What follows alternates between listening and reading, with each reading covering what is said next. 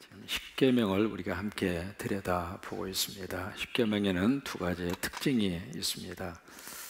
첫째로 십계명은 누구의 친서죠? 하나님의 뭐냐면 하나님이 친히 써서 우리에게 주신 친서입니다.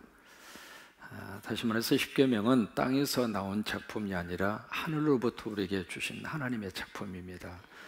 사람이 모여서 연구를 하고 사람이 만들어내는 그런 조항이 아니고 하나님께서 일방적으로 하나님의 음성으로, 그래서 그것도 못 믿어서 하나님의 친히 돌판에다 쓰셔서 하나님 우리에게 직접 주신 유일한 하나님의 친서가 바로 십계명입니다.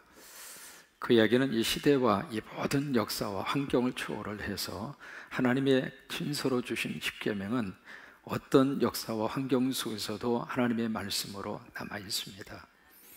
구약에 기록된 말씀이기 때문에 신약은 폐기되고 지금 21세기이기 때문에 이 십계명은 시대에 뒤떨어지고 그런 개념이 아니라고 하는 거예요.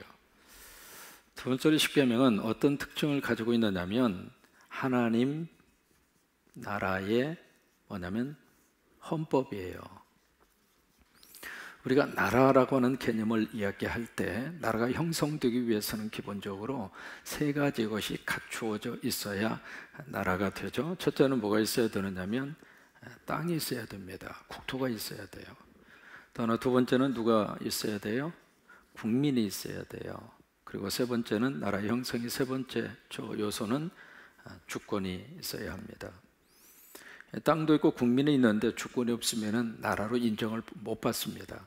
그 대표적인 나라가 지금 팔레스타인 해방기구 PLO로 약자로 쓰고 있는 이스라엘에서 살고 있는 그 팔레스타인 해방기구, 그 사람들이 여기에 해당이 되고 있죠.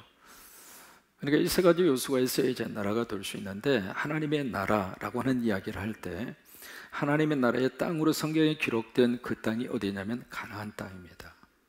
그래서 하나님이 약속하신 그 땅, 젖과 꿀이 흐르는 땅. 그래서 그 가나안이라고 하는 것을 우리가 일반적인 어떤 이스라엘의 그 땅을 가나안적인 개념으로 생각합니다마는 하나님께서 우리를 위해서 준비하고 예비하신 그 땅이 있습니다. 그래서 요한복음 14장에 보시면은 너희를 위하여 내가 처소를 예비하러 가노니, 그 처소라고 하는 말이 영어로 place라고 하는 말인데 장소라고 하는 뜻이거든요. 그 장소라고 하는 말은 구체적으로 땅이라고 하는 뜻입니다. 그래서 거기가 하나님 나라입니다. 그 하나님 나라를 우리는 천국이라고 그러는 거예요.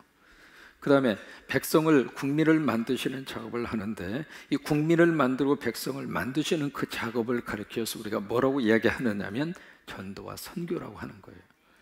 예수 믿으면 하나님의 자녀가 되잖아요. 하나님의 백성이 되는 거예요. 천국의 국민이 되는 거예요. 그래서 우리의 시민권은 어디에 있어요? 천국에 있다. 왜? 하나님 나라의 국민이 되기 때문에 그런 거예요. 세 번째 필요한 것이 바로 주권입니다.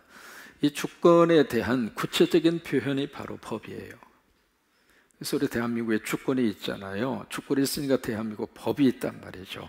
그래서 대한민국 법이 적용되는 그 장소까지가 대한민국이라 그 말이에요.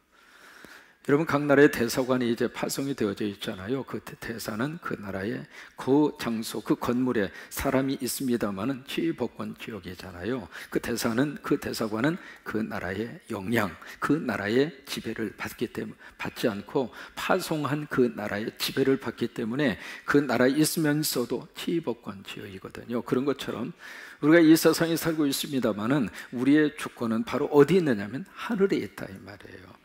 그래서 우리가 땅에서 살고 있습니다만은 땅의 백성과 땅의 시민으로만 살고 끝나는 게 아닙니다. 그래서 우리는 기본적으로 이중 국적자예요.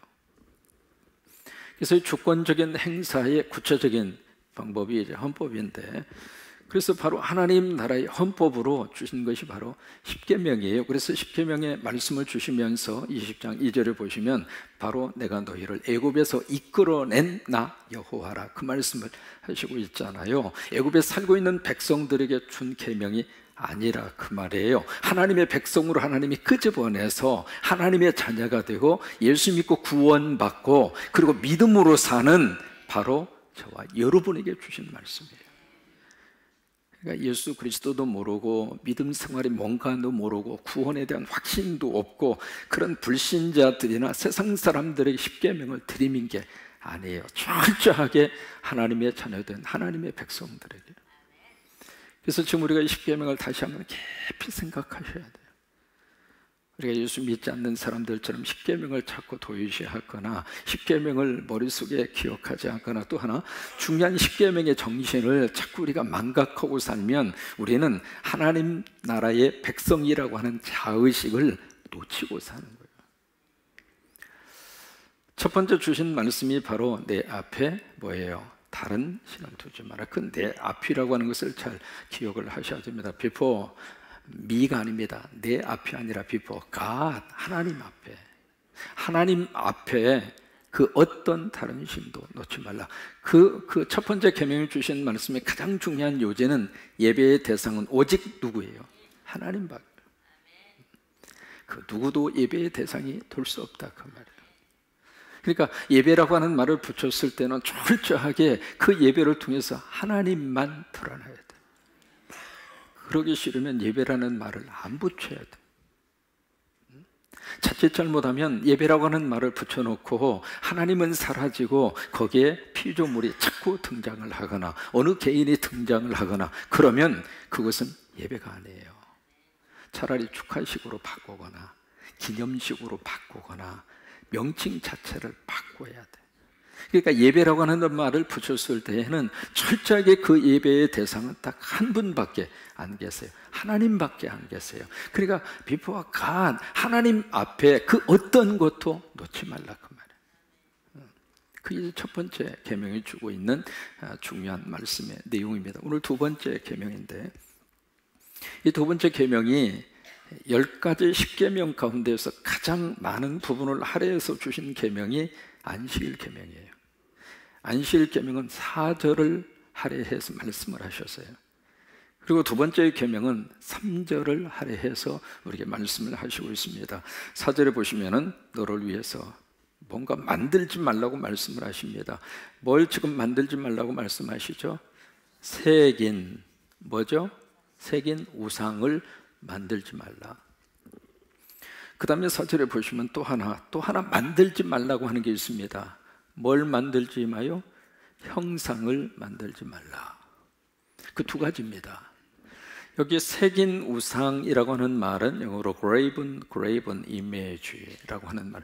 여러분 image라고 하는 말을 쓰잖아요. 어떤 상상을 통해서 만들어진 어떤 이미지, 우리가 이미지라고 하는 말을 하잖아요. 근데 그것을 새겼다 이 말이에요. 그러니까 머릿속에 상상하고 있는 것을 나무나 금이나 아니면 돌이나 은이나 그런 곳에다가 그레이븐 이렇게 새겨 조각을 했다 그 말이에요. 그런 우상을 만들지 말라 그 말이에요. 그 다음에 여기 형상이라고 해서 영어로 폼이라고 하는 말을 씁니다.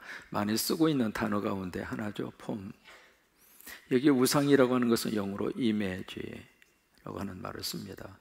그러면 우상과 형상의 차이가 바로 뭘까? 이제 이렇게 이해를 하시면 됩니다. 이 우상이라고 하는 말을 썼을 때에는 추상적인 것, 다시 말해서 눈에 보이지 않는 비실제, 그런 것들이 있잖아요. 전혀 실체가 없는 것. 그러니까 눈에 보이지도 않고 구체화시킬 수 없는 실체화되지 않는 그 비실제를 형상화하는 것, 그게 우상이에요. 그 다음에 형상이라고 하는 것은 실제적인 겁니다. 어떤 자연계라든지 실질적으로 우리가 눈으로 지금 보고 있는 거예요. 실질적으로 만질 수 있는 거예요. 그것을 형상화하는 것, 그것을 형상이라고 그래요. 좀 이해가 되셨습니까?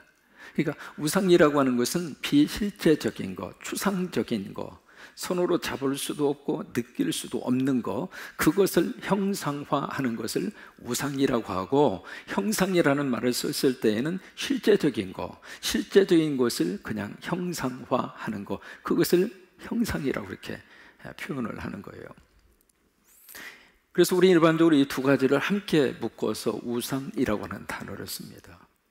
근데 여러분, 이 우상에 대해서 성경이 여러 가지로 말씀을 하고 있습니다만은 마틴 루터, 우리가 잘 아는 종교개혁자 가운데 한 사람이잖아요. 루터가 그런 이야기합니다. 당신의 마음이 매달리고 의지하는 것이 있다면 그것은 그 무엇이라 하더라도 당신의 우상이다. 다시 한번, 당신의 마음이 매달리고 의지하는 것이 있다면, 뭔가 정신적으로 우리 마음적으로 의지하고 매달리는 것, 만약에 그것이 있다면 그것이 무엇이라 하더라도, 그 대상이 그 무엇이라 하더라도 그것은 당신의 우상이다. 아주 루터가 아주 명확하게 우상에 대해서 그렇게 정의를 내렸습니다. 여기 새긴 우상을 만들지 말라라고 하는 말씀은 딱 명령 한 말씀으로 끝나고 형상에 대한 부분을 말씀을 하실 때에는 세 가지로 이야기하세요. 첫째로 하늘에 있는 것이나 땅에 있는 것이나 땅 아래에 있는 것이나, 그 세 가지입니다. 여기 하늘에 있는 것이라고 하는 말의 뜻은 하늘에 있는 모든 존재, 새도 하늘에 있는 거잖아요. 하늘을 날아다니는 것이니까 새부터 시작을 해서 해, 달, 별, 우주, 이게 다 하늘에 있는 거잖아요. 그 다음에 땅에 있는 것이라고 하는 것은 바로 지구에 보여지는 모든 것들, 삼라만상, 그게 이제 땅에 있는 것이고 땅 아래에 있는 것, 이 세 가지로 말씀하신 이유가 그 당시 히브리 사람들이 가지고 있었던 우주관이에요. 그들은 우주관을 그렇게 세 가지로 구별을 했던 거예요. 그것을 어떻게 하느냐면 딱 한마디로 말씀을 하십니다. 이 두 가지의 것을 어떻게 하라고요? 만들지 말라. 이게 이제 두 번째 계명의 가장 중요한 말씀의 키포인트가 되겠죠. 그러면서 5절에 보시면 이것을 만들지 말고 그 다음에 어떻게 하는가? 2절에 보면 절하지 말고, 여기 이제 절을 한다는 이야기는 예배한다 그 말이에요. 그러니까 어떤 우상과 형상 그것을 만들어 놓고 그것을 절을 하고 그 앞에 가서 어떤 존경심을 표현하고 그거 하지 말라 그 말이에요. 또 하나, 세 번째로 여기 5절을 보시면 그것을 어떻게 하지 말라? 섬기지 말라. 세 가지입니다. 한번 해보실까요? 만들지 말라, 절하지 말라, 섬기지 말라. 이 섬기지 말라라고 하는 말의 뜻이 바로 무슨 뜻을 가지고 있느냐면 바로 노예가 되지 말라 그 말입니다. 그러니까 우리가 어떤 우상을 딱 섬기기 시작하면 그 우상의 노예가 된단 말이에요. 그래서 그 노예가 돼서 철저하게 어떻게 자유를 뺏겨버린단 말이죠. 그렇게 하지 말라 그거예요. 그래서 이 말씀을 하시면서 그 다음에 무슨 말씀을 주시느냐면 여기 5절에 보시면 내 하나님 여호와, 아주 기가 막힌 말씀을 3번 이야기하십니다. 나, 하나님께서 지금 말씀을 하시니까 1인칭을 쓰고 있는 것이죠. 나. 그 다음에 누구 하나님이냐면 너의 하나님. 그 너의 하나님이 바로 누구냐면 우리 아버지. 그렇게 연결이 되잖아요. 그래서 내 하나님 여호와는 어떤 하나님이라고 딱 하나님이 명시를 하시느냐면 하나님이 스스로가 지금 말씀을 하세요. 어떤 하나님이냐면 질투의 하나님. 이 질투의 하나님. 질투의 하나님이기 때문에 나를 미워하는 자의 죄는 내가 갚을 것이다. 여기 이제 질투의 하나님에 대한 그 개념 자체를 우리가 좀 잘 이해를 하셔야 될 그런 필요가 있습니다. 여러분, 질투라고 하는 것은 사랑의 속성 가운데 하나가 질투입니다. 참 묘해요. 사랑하면 할수록 사랑은 독점하고 싶은 속성이 있습니다. 부부자를 서로 사랑하는데 너무 사랑하는데 그 자기 사랑하는 아내를 다른 사람이 와서 자꾸 건드려요. 그러면 마음이 바다같이 넓은 마음이 있어서 계속 건드려라고, 내가 사랑하니까 당신도 같이 사랑하라고. 여러분, 사랑은 그런 속성입니까? 눈에 쌍심지를 키고 그냥 이거 지금 부여 그냥 막 눈에 뵈는 게 없잖아요. 참 묘해요. 이 사랑이라고 하는 것은 묘한 그 특성을 가지고 있거든요. 우리말 가운데 참 이해하기 어려운 말 중에 하나 몇 가지가 있습니다. 그 중에 하나가 뜨거운 걸 먹으면서 시원하다. 그것을 이해해야 한국 사람의 문화를 이해합니다. 그것 때문에 생긴 에피소드가 미국 사람들 국제 결혼하신 분들은 그게 굉장히 많아요. 그 에피소드들. 밥을 먹는데 갑자기 이제 국을 오래간만에 끓여서 이렇게 먹는데 아내가 시원하다 그러니까 남편 미국 사람도 시원한 줄 알고 푹 쳐서 먹어버렸어. 그때 입천장이 뒤어버린 거야.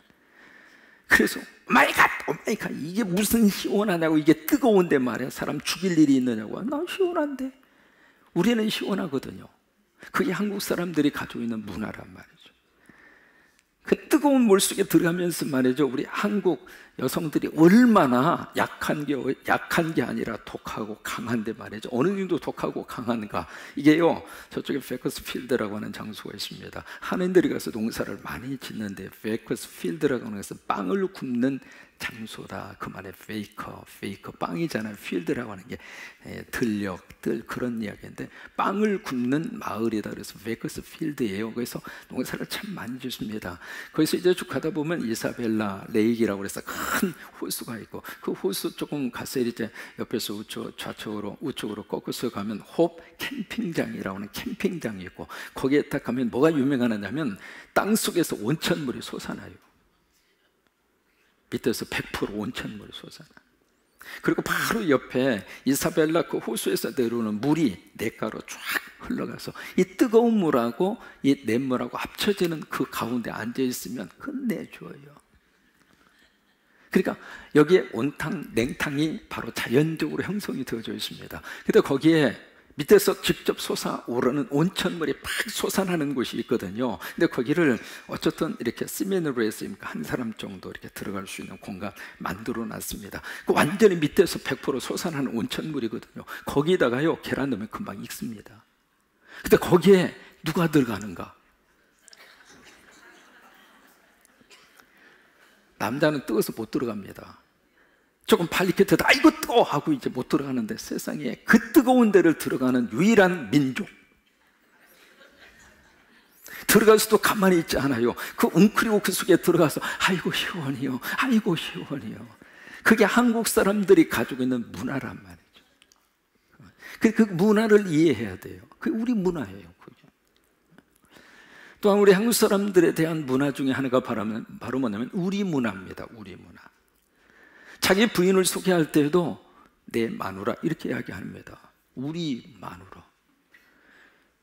그 잘못 곡해하면 말이죠, 그래 네 건 내 거야, 우리 거야, 이 생각을 하게 한단 말이죠.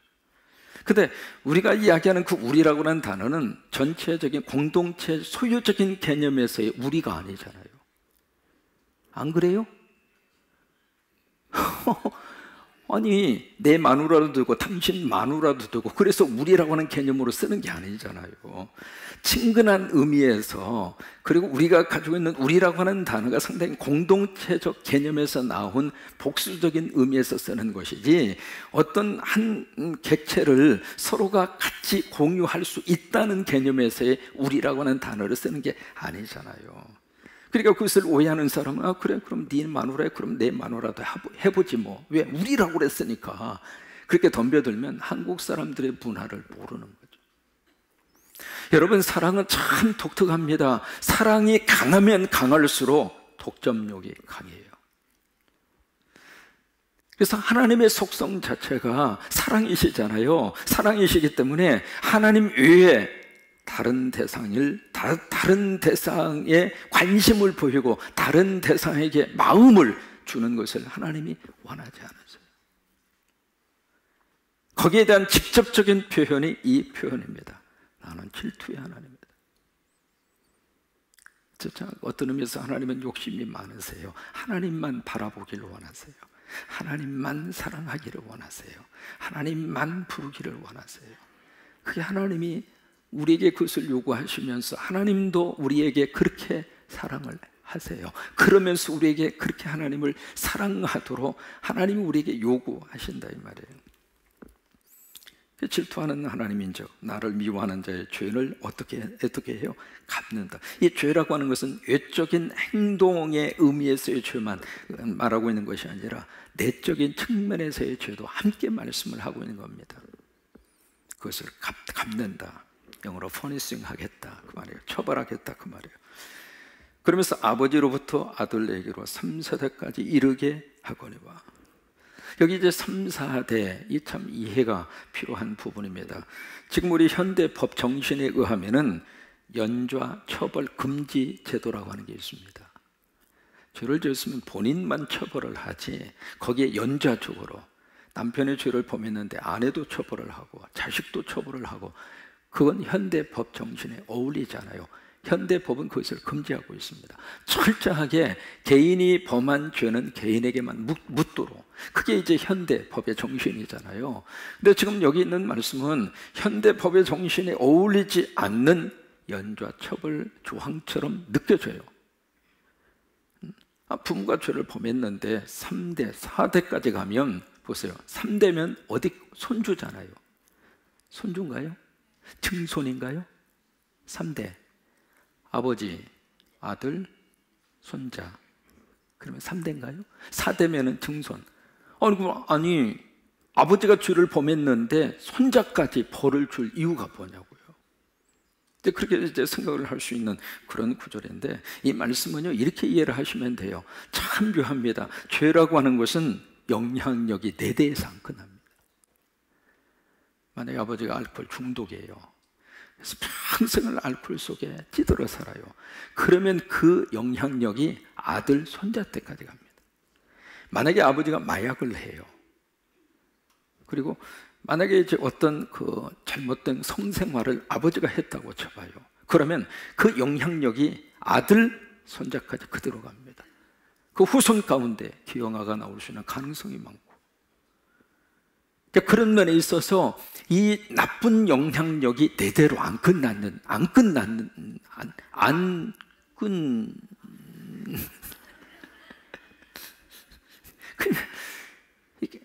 안 끊어진다 그 말이에요.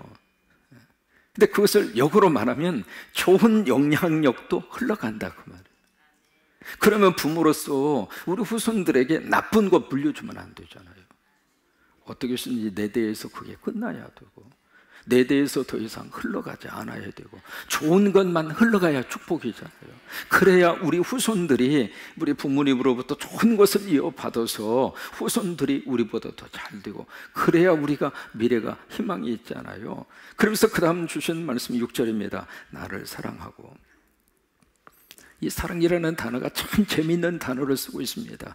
우리가 이제 사랑이라는 단어, 헬라어로 4가지가 있다 기억하시잖아요. 근데 이 사랑이라는 말을 그 히브리 말로 아하부라고 하는 말을 썼는데 이 단어 자체가 아주 특징 있는 단어입니다. 이 사랑, 아하부라고 하는 이 사랑의 이 단어가 무슨 뜻이냐면 남녀 간의 육체적인 사랑을 말하는 거예요.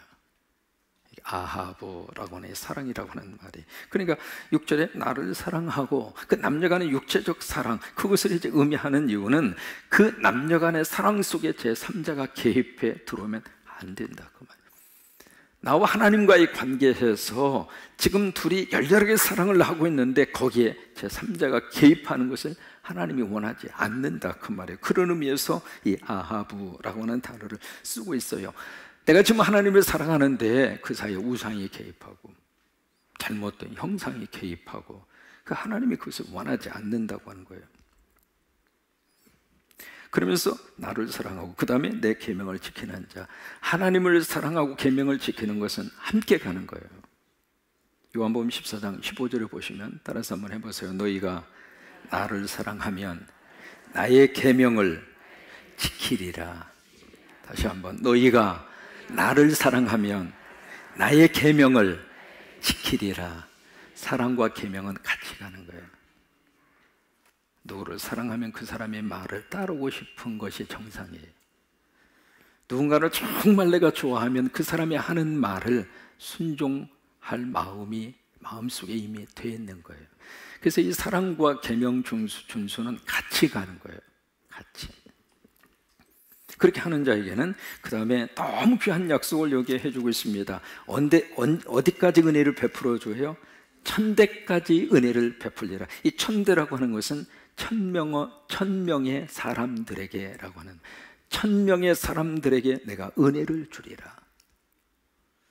이게 한 사람이 하나님을 정말 사랑하고 하나님의 말씀을 붙들고 살고, 한 사람이 그랬던 한 사람이, 근데 이 한 사람의 영향력이 몇 명 후손까지 영향을 미치려면 1000명의 후손까지 영향을 미치겠다 이 말이에요. 그럼 보세요. 우리 후손이 1000명이 되려면 얼마나 오래 지속이 돼야 될까? 그죠? 나 한 사람의 신앙생활이 자자손손에게 어떤 영향력을 미치는가? 나 한 사람이 기도해 놓은 그 기도가 내대로 끝나지 않고 1000명의 후손까지 그 기도의 영향력이 이어진다 이 말이에요. 내가 하나님을 위해서 헌신하고 수고하고 충성하고 하나님을 잘 섬겼더니 나 한 사람의 아름다운 신앙의 유산이 나로 끝나지 않고 내 후손 1000명까지. 저와 여러분이 그것을 바라보고 오늘 신앙생활을 하셨으면 좋겠어요. 오늘 이 천대라고 하는 말의 의미가 그런 의미를 가지고 있습니다. 여기 이제 정리를 합니다. 이 계명이 무슨 의미를 가지고 있을까? 1계명은 10계명에서 1계명은 사람이 어떤 존재인가 라고 하는 질문 앞에 1계명은 사람은 바로 예배하는 자이다. 사람은 어쨌든 간에 예배하는 존재예요. 그래서 참 하나님에게 예배하는 자는 참 은혜를 받고 하나님의 복을 받는 사람이고, 그 하나님을 찾지 못하고 발견하지 못하는 사람은 그 무엇을 통해서라도 예배를 해요. 어렸을 때 지금도 기억합니다. 마을 입구에 거기에 헝겊 같은 거 이렇게 걸어놓고 막 거기 걸어갈 때마다 덜 몸이 으스스스 막 떨리고, 꼭 돌아가신 분, 동네에 돌아가신 분 있으면은 거기 이제 마지막 다 이렇게 뒷수습을 하고 꼭 거기서 불을 질러서 거기서 꼭 옷가지를 태우고 그분 남기고 간 유품을 태우고, 그래서 항상 그 밑에는 제가 이렇게 있어요. 이게 달밤에 말하죠. 으스스한 달밤처럼 흐르르 뭐 그런 소리가 들리는 거. 그래서 거기는 그냥 안 지나갔거든요. 꼭 거기다가 돌멩이로도 갖다 탁 하나 놓고 내 발걸음 지켜달라고, 귀신 나오지 않도록 해달라고. 어렸을 때 기억이 납니다. 사람은 참 약해요. 연약한 존재예요. 뭔가 이렇게 붙들어야 살 수밖에 없는 연약한 존재인데, 그러다 보니까 어떤 대상을 내가 붙들고라서라도 예배하고 산단 말이에요. 예배하는 존재. 근데 예배하는데 하나님을 예배하고 살라 그 말이에요. 그게 10계명 1계명이에요. 그 다음에 두 번째로 인간이 어떤 존재인가? 이 두 번째 계명을 통해서는 인간은 바로 상상하는 존재다라고 하는 거예요. 상상. 사람은 참 머릿속에요, 상상할 수 있는 상상력을 하나님이 주신 거예요. 다 마음속에. 그 상상이 이제 과학의 발전과 문화의 발전으로 이어지게 됐죠. 사람이 이제 상상을 통해서 좀 날아갈 수 없을까? 그렇게 해서 시작해서 나온 것이 바로 라이트 형제의 비행기잖아요. 그래서 비행기가 이렇게 발달이 된 거잖아요. 늘 상상의 날개를 피면서 사람은 지금까지 살았어요. 그것을 통해서 지금은 IT라고 하는 혁명까지 가져오게 됐잖아요. 지금 이제 내 눈으로 멀리 볼 수 없을까 해서 만들어진 것이 망원경이잖아요. 작은 것은 어떻게 볼 수 없을까 해서 만들어진 것이 현미경이잖아요. 이게 좀 어떻게 빨리 갈 수는 없을까 싶어서 나온 것이 자전거고, 이거 좀 달릴 수는 없을까 싶어서 나온 것이 차고. 그러니까 이 상상의 결과들이거든요. 이 모든 것들이 결국 인간은 하나님이 어떻게 우리를 지으셨는가, 상상의 존재로. 그런데 여기에 딜레마가 있습니다.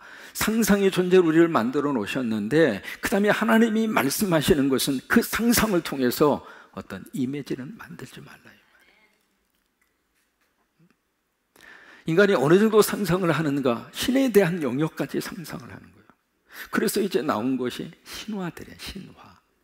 로마 시대의 신화. 엄청난 많은 신화들이 막 나왔잖아요. 그 신화들이 모두가 다 신의 영역에 대한 인간의 이미지, 상상이란 말이에요. 그 상상이 날개를 거기까지 핀 거예요. 뭐 제우스 신부터 시작을 해서 뭐 그 신들이, 그 신화들의 이야기, 그게 다 그 상상에서 나온 스토리, 그런 것들이잖아요. 하나님이 말씀을 하시면서 결국 인간이 상상하면서 살게 되어져 있는데 그 상상을 통해서 바로 이런 graven image, 새긴 우상을 만들거나 어떤 폼을 만들거나 그건 하지 말라고 해요. 왜 그럴까? 세 가지 이유가 있습니다. 첫째로 하나님 자체가 형상입니다. 이 형상 이런 것을 폼이라고 그랬잖아요. 폼, 틀. 이게 사람이 말이죠, 하나님을 보여주기 위해서 틀을 만들어요. 형상을 만드는데 나중에는 그 형상이 결국 하나님 노릇을 해요. 그 대표적인 것이 민수기에 나오는 노뱀 사건입니다. 불뱀이 울렸다가 쳐다보면 나으리라 해서 노뱀 만들었잖아요. 너무 감사해서 그 딱 놨는데 이제 그때 있었던 감격은 다 없어지고 노뱀이 하나님이 된 거예요. 하나님을 예배하고 있는 거란 말이에요.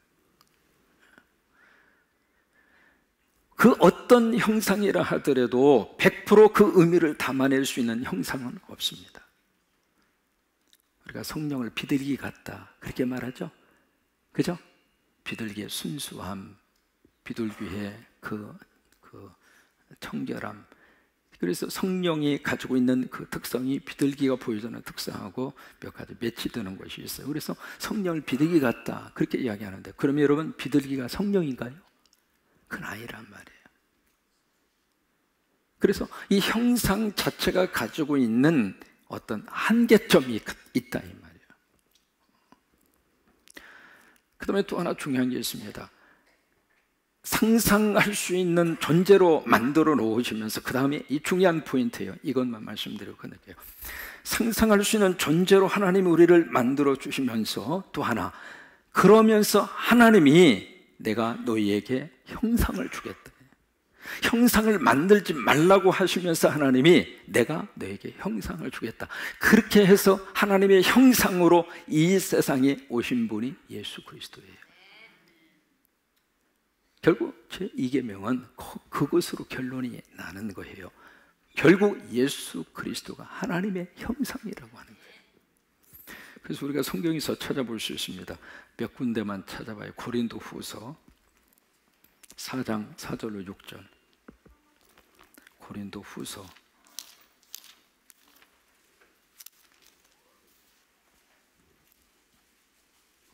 고린도후서 4장 4절.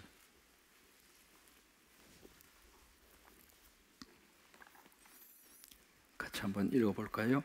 그 중에 이 세상의 신이 믿지 아니하는 자들의 마음을 혼미하게 하여 그리스도의 영광이 복음의 광채가 비치지 못하게 하매니 그리스도는 하나님의 형상이다. 그러니까 형상으로, 하나님의 형상으로 이 땅에 보내주신 분이 예수 그리스도다라고 하는 그런 말의 뜻이에요. 그 다음에 골로새서 1장 15절로 한번 가보시겠어요? 골로새서 1장 15절.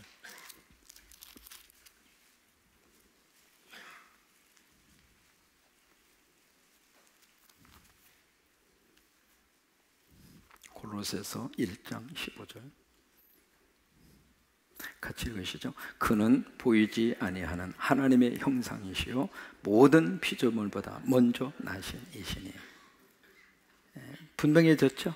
하나만 더 찾아봅니다. 히브리서 1장 3절. 히브리서 1장 3절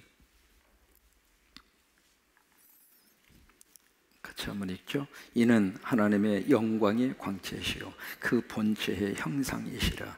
그의 능력의 말씀으로 만물을 붙드시며 죄를 정결하게 하는 일을 하시고 높은 곳에 계신 지극히 크신 이의 우편에 앉으셨느니라. 우리는 다른 형상을 붙드는 사람이 아니라 하나님의 형상으로 오신 예수 그리스도를 모시고 사는 사람. 그러니까 어떤 눈에 보이는 어떤 새긴 우상과 형상, 그것을 쫓아가는 사람이 아니라 하나님의 형상으로 오신 예수 그리스도가 내 안에 계셔. 이 계명의 중요한 의미를 다시 한번 마음속에 꼭 기억하셨으면 좋겠어요.